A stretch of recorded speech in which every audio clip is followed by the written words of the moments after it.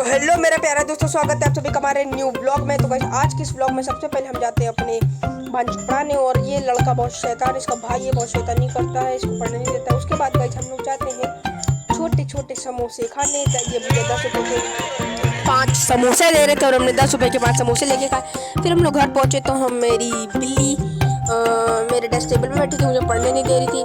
फिर गाइस मैंने इसको भगा दिया। फिर हम लोगों ने खाया चिकन रोस्टेड, उसके साथ आया था बंद और फ्राइज थे थोड़े। उसके बाद गाइस हम लोग चले गए टुंडे कबाबी से हमने रोल खाया। एक तो ब्लॉग है, एक नंबर।